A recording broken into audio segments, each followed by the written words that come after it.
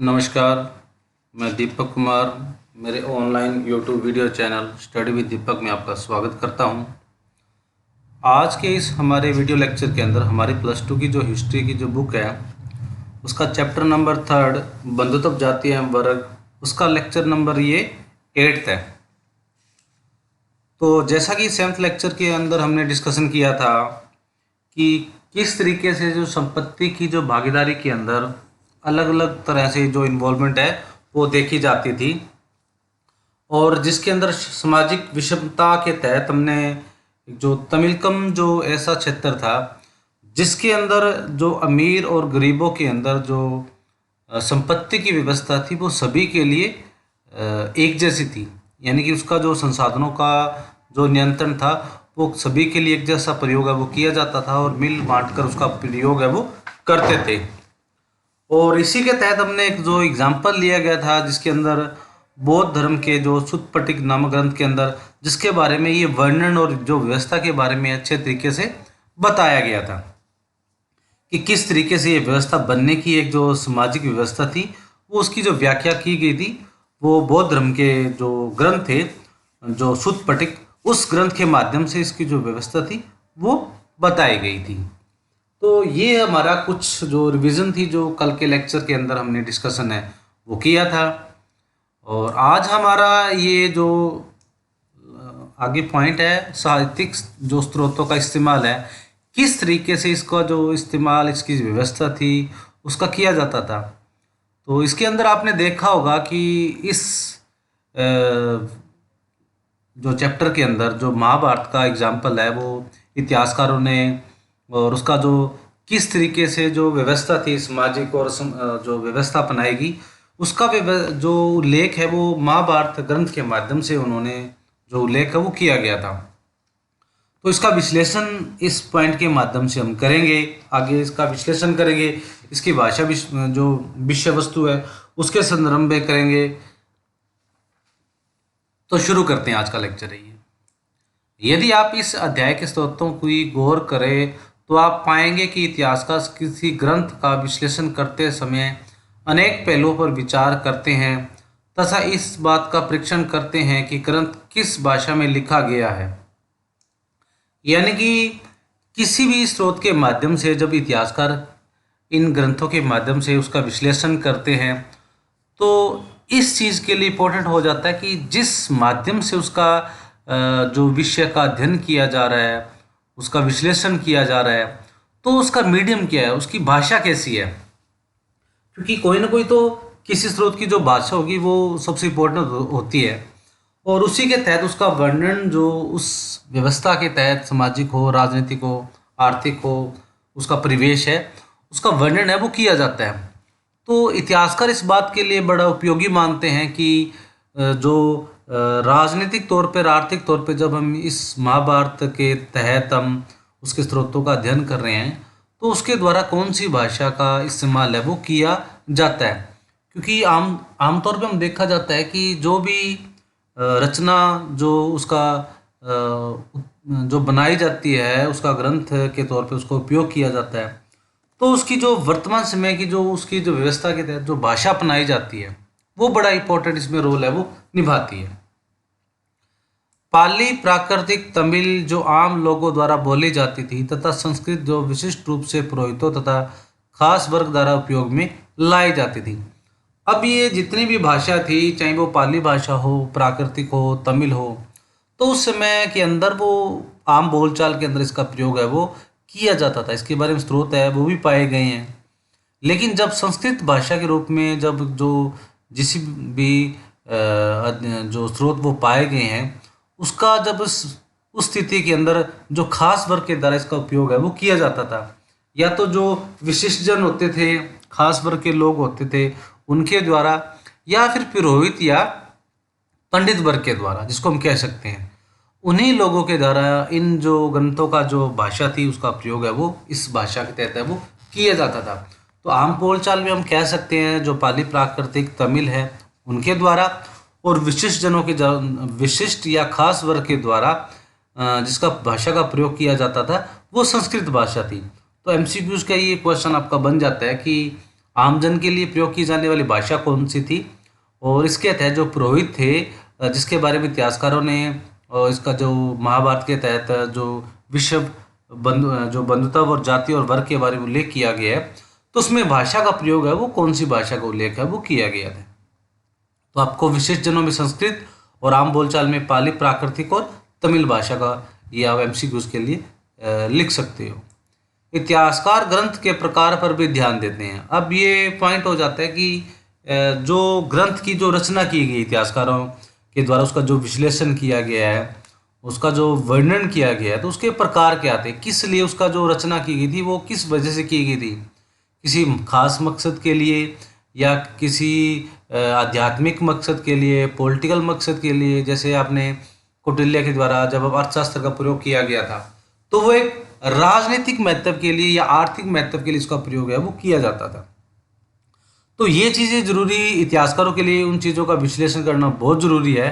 कि उसका प्रकार है, उसका जो मोटिव है वो किस वजह से रहा होगा, उसका विश्लेषण है उसी आधार पर किया जाता है। क्योंकि जब भी हम किसी आध्यात्मिक रूप से किसी पुस्तक का विश्लेषण या वर्णन करते हैं तो इन सब बातों का उल्लेख है वो उसी आधार पर किया जाता है। मान लीजिए आप किसी राजनीतिक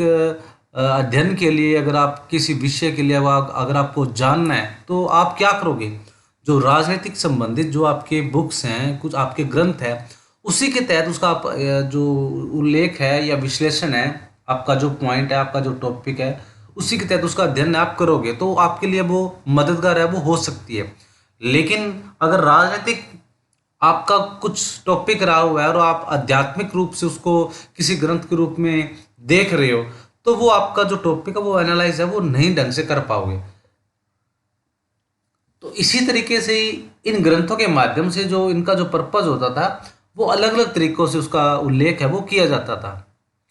क्या यह ग्रंथ मंत्र थे जो अनुष्ठान प्राप्त कर द्वारा पढ़े और उच्चारित किए जाते थे, अथवा वे कक्षा ग्रंथ में थे जिन्हें लोग पढ़े और सुन सकते थे? यानी कि क्या वे ऐसे इन ग्रंथों का जो उल्लेख किया गया है, वर्णन किया गया है, उनकी रचना की गई है, तो उनकी रचना करने के लिए जो रचनाकार थे उन्होंने धार्मिक अनुष्ठान के लिए उनका प्रयोग किया था। जैसे महाभारत के ले सकते हैं हम, क्या इस महाभारत की जो रचना की गई थी क्या वो धार्मिक अनुष्ठान की वजह से की गई थी या अन्य राजनीतिक और सामाजिक परिवेश के अध्ययन से की गई थी? तो बड़ा अलग सा ये जो स्रोत के माध्यम से विश्लेषण के लिए जरूरी है वो हो जाता है। और हो सकता है कि कहानी के रूप में भी उन्हें इस तरीके से बनाया गया हो, लोग उनको कहानी के रूप में पढ़ सके, मनोरंजन कर सकें, तथा दिलचस्प होने पर जिन्हें दोहराया जा सकता था। यानी कि लोगों के मन में, दर्शकों के मन में या पाठकों के मन में इस तरीके से जो उत्सुकता भरना ताकि लोग उसे ज़्यादा से ज़्यादा पढ़ सके, इंटरेस्टिंग बनाना। तो ये कई कारण है, वो आध्यात्मिक रूप से भी हो सकते हैं, खाने के रूप में भी हो सकते हैं, अलग अलग विचार के रूप में इसके अंदर इतिहासकारों ने इसको माना है। इसके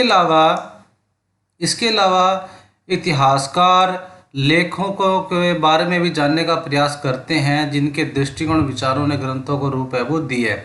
इसके अलावा जितने भी जो इसी के बारे में जो लेखक हैं उसके बारे में भी इतिहासकार इस बात के लिए जानने का प्रयास कर रहे हैं कि उसका जो दृष्टिकोण है, जिसका विचार है, जो स्वरूप उसको दिया गया है, उस ग्रंथ के बारे में वर्णन किया गया है, उसका दृष्टिकोण उसके बारे में क्या रहा होगा, किस लिए बनाएगा, या व्यक्तिगत हो सकता है या सार्वजनिक हो सकता है। तो इस बारे में जो उल्लेख है इतिहासकार है वो इसको बारे में जानने की, एनालाइज करने की कोशिश है वो करते हैं। आगे कि इन ग्रंथों के श्रोताओं का भी इतिहासकार परीक्षण करते हैं कि क्योंकि लेखकों ने अपनी रचना करते समय श्रोताओं की अभिरुचि पर ध्यान दिया होगा।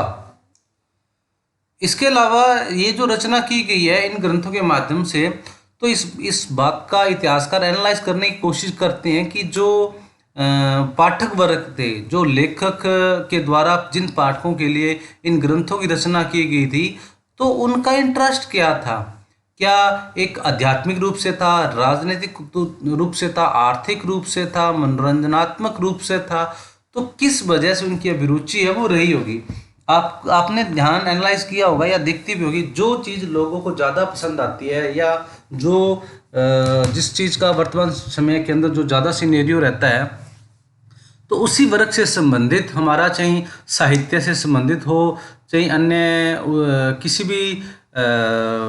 एक आध्यात्मिक या राजनीतिक या आर्थिक रूप से रहा हो, तो लेखक इस बात का पूरा इंटरेस्ट रखते हैं कि पाठक वर्ग है वो देखना क्या चाहते हैं। तो ठीक इसी तरीके से जो इतिहासकारों ने जिस बात का एनालाइज है वो महाभारत के रूप में जो अध्ययन है वो किया है। इतिहासकार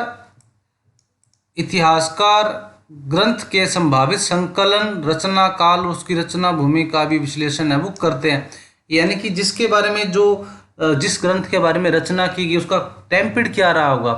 किस जगह पर इसकी रचना है वो की गई होगी। तो इस वजह से भी वो जो इतिहासकार एनालाइज करने की कोशिश है वो करते हैं, ताकि इस बात का पुख्ता रूप से जो अध्ययन है वो किया जा सके कि जिस सामाजिक विश्लेषण के लिए जिसका वर्णन किया गया है, तो क्या उसी परिवेश के अंदर उसका जो अध्ययन है या जो रचना है वो की गई थी। जैसे आदि जो इतिहासकार जो इस बात के लिए इतिहासकार है जो मानते हैं कि जो आदि वर्तमान समय के जो हमारी जो महाभारत की जो रचना की गई थी, तो क्या उसी टाइम पीरियड के अंदर या उसकी जो पृष्ठभूमि की रचना थी वो उसी वर्तमान समय के अंदर की गई थी, ताकि इस बात का जो आकलन है वो अच्छी तरह से किया जा सके, विश्लेषण किया जा सके, एनालाइज किया जा सके, ताकि जो इसका जो इस ग्रंथ के माध्यम से जो औचित्यपूर्ण है उसका हम एनालाइज है वो कर सकते हैं। इन सब बातों मुद्दों का जायजा लेने के बाद भी इतिहासकार किसी भी ग्रंथ की विषय वस्तु का इतिहास के पुनर्निर्माण के लिए इस्तेमाल है वो करते हैं। इसके अलावा जो इतिहासकार इस बात का भी जो अध्ययन है वो करते हैं कि जो ग्रंथों के माध्यम से जिसका विश्लेषण किया गया है, क्या इतिहास के द्वारा उसका वर्णन है दोबारा से किया गया है, कहीं ये तो नहीं जो जिस बात का जो अध्ययन है वो पहले घटनाक्रम होने के बाद उसकी वजह से द्वारा उसको एनालाइज करने के लिए बनाने के लिए उस चीज़ का वर्णन है वो किया गया हो। तो इन सब बातों का अध्ययन है वो इतिहासकार है वो इन जो अध्ययन सामग्री के माध्यम से वो करते हैं। महाभारत जैसे विशाल तथा जटिल ग्रंथ के संदर्भ में आप कल्पना कर सकते हैं कि यह कार्य कितना है वो कठिन है वो रहा होगा। जिस तरीके से हम महाभारत के रूप में इन ग्रंथों का अध्ययन करते हैं या देखते हैं, तो इसमें जिस चीज़ों का जिस वर्णन क्या जिस सामाजिक रचना का आर्थिक सामाजिक राजनीतिक जो विश्लेषण किया गया है, तो इस चीज़ में के लिए जो इतिहासकार है इस बात का बड़ा औचित्यपूर्ण इस चीज़ को मानते हैं कि इनका वर्णन किया गया है, इनका जो अध्ययन किया गया है वो कितना जटिल परिस्थितियों के अंदर हर एक चीज़ का वर्णन है वो किया गया। तो अब आगे आ जाता है हमारा भाषा और विषय वस्तु की। इन ग्रंथों की जो भाषा वस्तु रही होगी वो किस तरीके से इसका वर्णन है वो किया गया होगा,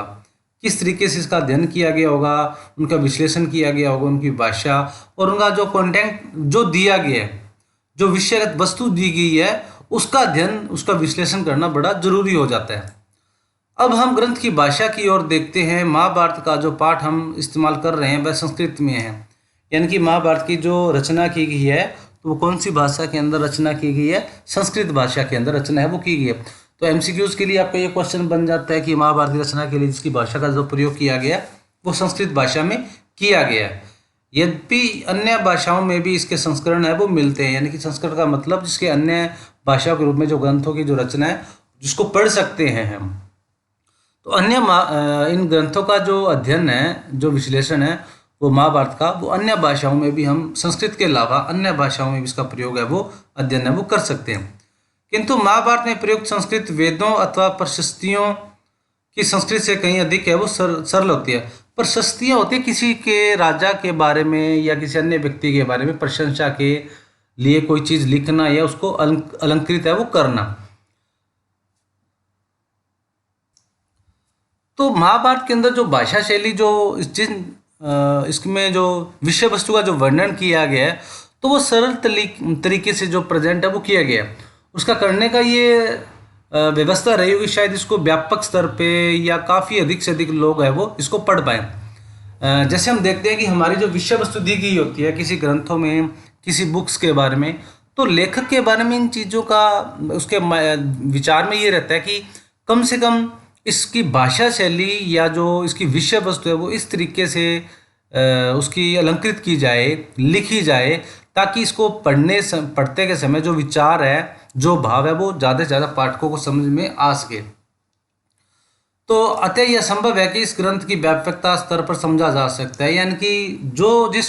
इस ग्रंथ के बारे में, इसकी विषय वस्तु के बारे में जो सिंपल से सिंपल इसका जो विषयवार जो अध्ययन किया गया है, उसका वर्णन किया गया है, इसकी व्यापकता को समझा जा सकता है, ताकि लेखक का ये विचार रहा होगा इसको ज़्यादा से ज़्यादा व्यापक स्तर पर लोग है वो समझ सके, इसका अध्ययन है वो कर सके। इतिहासकार इस ग्रंथ की विषय वस्तु को दो मुख्य शीर्षकों आख्यान और उपदेशात्मक के अंतर्गत है वो रखते हैं। आख्यान का मतलब होता है कोई बात कहना, सूचना देना या किसी को बताना, और उपदेशात्मक का मतलब होता है किसी को शिक्षित करना में, या जैसे ये बताया गया है, या डायरेक्शन देना। तो इस तरीके से हम ये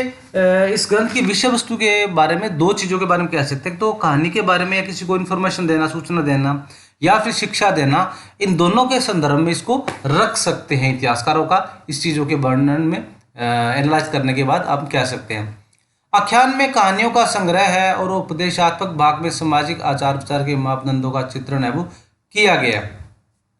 आख्यान भाग के तहत जैसे हम किसी चीज़ को सूचना कहना या सूचित करना, ये कहानियों का इस तरीके से जो वर्णन है वो किया होता है जिसकी वजह से हम इस जो घटनाक्रम को दूसरों को कह सकते हैं या सुना सकते हैं। और उपदेशात्मक का अगर इसका पैमाना अगर माना जाए तो इसके अंदर जो हम इसके अंदर आचार संहिता के बारे में, विचारों के बारे में, सामाजिक घटनाक्रम के बारे में, उसकी संस्कृति के बारे में जब हम देखते हैं तो इसका मतलब ये होता है कि जो घटनाक्रम हुआ है तो उसके बारे में हम शिक्षित हो सके, उस समाज के बारे में हम जान सकें, उसके बारे में हम ज़्यादा से ज़्यादा उसके बारे में जो हमारा घटनाक्रम है उसको एनालाइज है वो कर सकें। जैसे भी संपत्ति के बारे में हो, उसकी राजनीतिक व्यवस्था के बारे में हो, आज्ञा पालन के बारे में हो, जब पांडवों के द्वारा कौरवों से पराजित होने के बाद, जब जिस तरीके से जुए के अंदर हारने के बाद वो पूरा साम्राज्य एक कौरवों को देकर वो जंगल के लिए अज्ञातवास के लिए चले जाते हैं। तो ये सारी की सारी एक उपदेशात्मक रूप से भी इसका हो सकता है और आख्यान रूप से भी इसका वर्णन है वो, विभाजन है वो हम कर सकते हैं। तो इसके दो इसका जो पैमाना या पैरामीटर है उसको हम इसको इंडिकेट है वो कर सकते हैं। किंतु यह विभाजन पूरी तरह से अपने आप में एकांकी नहीं है। उपदेशात्मक अंशों में भी कहानियाँ होती है और बहुधा आख्यानों में भी समाज के लिए एक सबक है वो होता है। इसके बारे में ये बताया गया कि ये जरूरी नहीं होता कि उपदेशात्मक रूप से ही हम सिर्फ एक शिक्षित करना, किसी को बताना, सबक देना ही माना जा सकता है, और जो आख्यान विधि के माध्यम से हम किसी को कहानी कहना या सूचना देना के बारे में हम जान सकते हैं। तो इसके पैरेलल, इसके बराबर में ये चीज़ भी हो सकती है, उपदेशात्मक में हम कहानियों का देने का भी भाव रहा हो, और आख्यान के अंदर हम समाज के अंदर एक जो शिक्षक देने का कार्य है भी रहा हो, यानी कि मनोरंजन का कार्य है और शिक्षक देने का कार्य है वो उपदेशात्मक और आख्यान दोनों विधियों के द्वारा इसके अंदर माना जा सकता है। अधिकतर इतिहासकार इस बात पर सहमत है कि महाभारत वस्तुतः एक भाग में नाटकीय कथानक था जिसमें उपदेशात्मक अंश बाद में जोड़े गए। यानी कि पहले इतिहासकार इसका विश्लेषण करते हैं महाभारत, तब कहते हैं कि शायद ये पहले का जो घटनाक्रम, जो वर्णन है पहले के बारे में जब बताया गया है, तो शायद हो सकता है ये नाटकीय रहा हो, नाटक के रूप में इसको रहा हो, और बाद में इसकी जो कहानी के रूप में इसके जो अंश है वो जोड़ दिए गए। यानी कि उपदेशात्मक बनाने का जो कारण है वो बाद में इसको शामिल है वो कर लिया गया हो। जैसे कि आप देखते हो कि इसके बारे में जो महाभारत के बारे में श्री कृष्ण के द्वारा जो सबसे महत्वपूर्ण जो पड़ाव आता है वो श्री गीता का उपदेश, जो हम जिसके बारे में अध्ययन करते हैं, जिसमें कुरुक्षेत्र की रणभूमि के तहत जो कृष्ण ने अर्जुन को उपदेश दिया था कि हमें मनुष्य को कर्म में विश्वास रखना चाहिए और फल की चिंता है वो नहीं करना चाहिए। तो ऐसे कई जो आध्यात्मिक और शिक्षात्मक जो शिक्षा है वो गीता के उपदेश के माध्यम से, जो भगवत गीता के द्वारा जो अंश है उसका छोटा सा महाभारत के अंदर, उसके तहत विश्लेषण या अध्ययन है वो पूरा क्रमबद्ध रूप से बताया गया है। तो आगे आ जाता है कि आरंभिक संस्कृत परंपरा में महाभारत को इतिहास की श्रेणी में रखा गया है। इस शब्द का अर्थ है कि ऐसा ही था। तो जिस तरीके से महाभारत का वर्णन किया गया है उसमें ये बताया गया कि जैसे इसके अंदर घटनाक्रम बताया गया, ठीक इसी तरह की संस्कृत भाषा के अंदर, इसकी प्रारंभिक भाषा के अंदर जो इसका वर्णन किया गया वो ठीक इसी तरीके से किया गया जिस तरीके से इसका जो अध्ययन है या लिखित रूप से इसका बताया गया है। क्या महाभारत में सचमुच में ही किसी युद्ध का स्मरण किया जा रहा था? इस बारे में हम निश्चित रूप से कुछ नहीं कह सकते। कुछ इतिहासकारों का मानना है कि सब जनों के बीच हुए युद्ध की स्मृति ही महाभारत का मुख्य कथानक है। इस बात की ओर इंगित करते हैं कि हमें युद्ध की पुष्टि किसी भी साक्ष्य से नहीं जो होती है। तो इतिहासकार बताते हैं कि जो इस चीज में वर्णन किया गया, जैसे महाभारत का जो ये युद्ध है वो सबसे भयानक रूप बताया गया है, क्या इसको स्मरण किया जा सकता है? क्या ये घटनाक्रम बिल्कुल सही है? बिल्कुल जिस तरीके से इसका वर्णन है वो किया गया है। और इसी के बीच में ये घटनाक्रम जो दो परिवारों के बीच में हुआ था, जिसके अंदर दो परिवारों के बीच में महाभारत की रचना वो रची गई थी, क्या इसको किसी साक्ष्य के आधार पर इसको सही है वो माना जा सकता है? इसके जो साक्ष्य हैं, जो बताया गया, जो विश्लेषण किया गया है, जो जिन बातों के बीच में इसका एनालाइज है वो किया गया है,